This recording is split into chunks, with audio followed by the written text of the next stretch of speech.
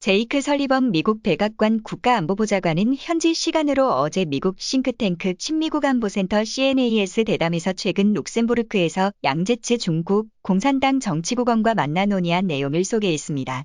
설리번 보좌관은 회동에서 북한의 추가 핵실험 가능성에 대한 우려를 전달했다고 밝혔습니다. 북한이 핵실험을 준비하고 있다는 우려를 표명했다.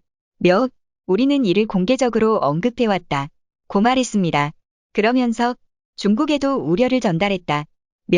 먹어봐야 맛을 알 수 있을 것이다. 상황이 어떻게 진행되는지 봐야 할 것 같다. 고 했습니다. 실제 겪어봐야 알 수 있겠다는 의미로 해석됩니다. 미국은 그동안 북한의 비핵화 진전을 위해 중국의 협력을 주문했지만 중국은 대북 제재 완화 등 미국의 선제적인 태도 변화를 요구하며 해법을 놓고 시각차를 보였습니다. 설리번 보좌관은 또 회동에서 중국이 우크라이나를 침공한 러시아를 지원할 가능성과 북한 문제가 주요한 주제로 다뤄졌다고 말했습니다. 만약 상황이 북한의 맹방인 러시아 갑 붕괴들이기에 놓이자 북한의 외교 행보가 친서방으로 향하게 될 수 있다는 분석이 제기됩니다. 북한 외무성은 최근 홈페이지에 리평진 연구사 명의의 글에서 우크라이나 전으로 인해서 러시아가 망할 수 있다는 뉘앙스의 글을 실어 올렸습니다. 또 북한 측에서는 서방 측의 공작으로 러시아가 완전 붕괴될 수 있다는 분석글을 올려 눈길을 끌고 있습니다. 친러시아적 논조로 글을 올렸지만 북한이 러시아 패망을 감지하고 있다는 분석이 나오고 있습니다.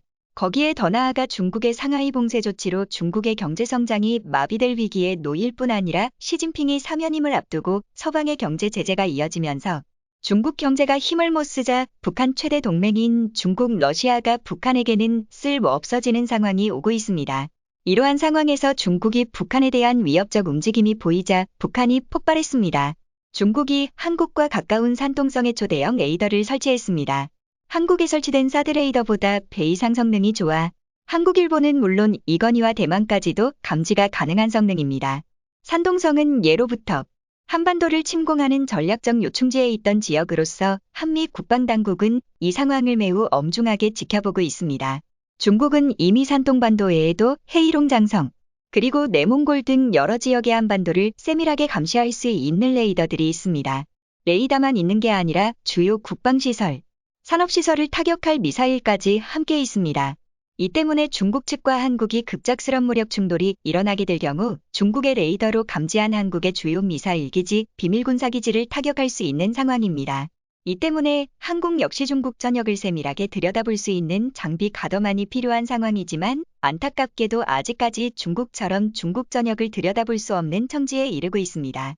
시민단체 차원에서 중국을 들여다볼 수 있는 레이더 기지의 설치를 반대하고 있는 상황이며 지방대학 곳곳에 유치한 중국인 유학생들과 중국 공안당국 그리고 중국 정보기관 당국과 연계하여 지방 곳곳까지 한국의 군사시설 데이터가 중국 측에 넘어가는 상황입니다.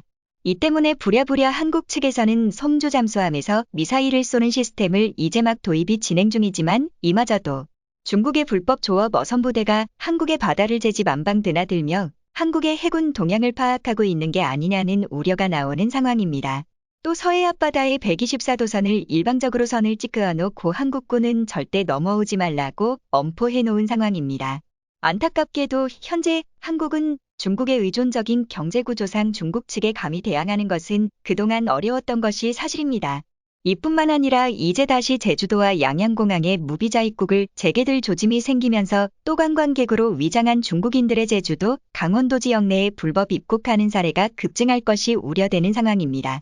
제주도와 강원도는 높은 산악지대 그리고 태평양을 바라보고 있는 특성상 한국의 주요 군사기지, 특히 미사일 기지가 많은 지역인데 이곳에 중국인 스파이들의 왕래가 잦아지면 한국의 안보 환경은 최악으로 치달을 수밖에 없습니다. 거기에 더 나아가 한국 최고의 안보기지인 평택미군기지 군산미군기지 일대에 차이나타운 건설이 시동을 걸 뿐 아니라 군사시설이 밀집한 강원도에도 차이나타운 건립이 우려되는 상황이어서 한국의 안보가 매우 위기에 처했다는 우려가 나옵니다. 그런데 정작 분노가 폭발한 것은 북한입니다.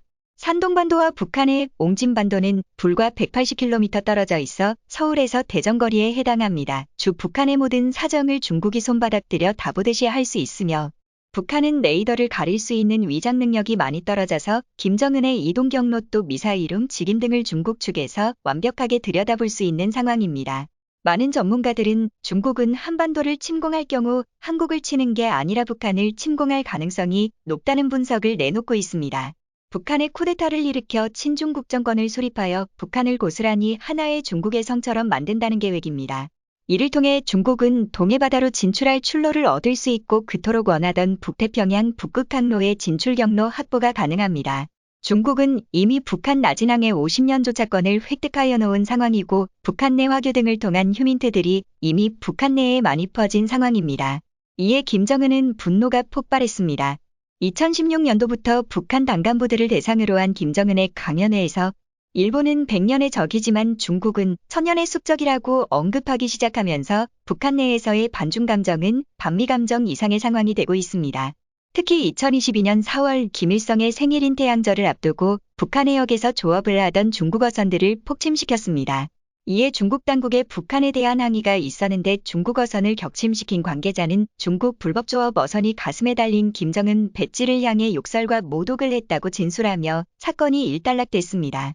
오히려 처벌은커녕 최고 존엄을 지켰다는 공로로 포상을 받았다는 북한 주민들이 언급은 큰 충격을 주고 있습니다.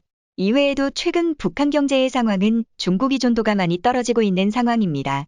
북한 중국 교역액보다 남한에 탈북해온 탈북자들이 북한에 있는 가족들에게 비밀리에 브로커를 통해 송금하는 자금 규모가 북중 무역 교역액을 추월할 정도입니다.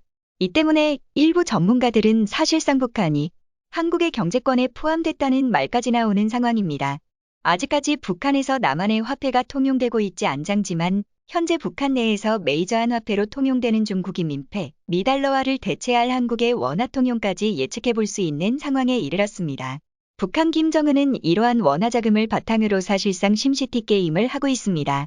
심시티란 도시를 건설하는 미국의 컴퓨터 시뮬레이션 게임으로 어린 시절 스위스에서 유학한 김정은은 북한, 그 중에서도 평양을 서구적인 현대도시로 탈바꿈시키기 위한 작업에 돌입한 상황입니다. 이러한 상황에서 중국이 북한을 직접 타격 가능한 위협적인 레이더를 북한과 가까운 산둥반도에 배치시켰다는 소식은 김정은에겐 큰 위기로 다가오고 있습니다.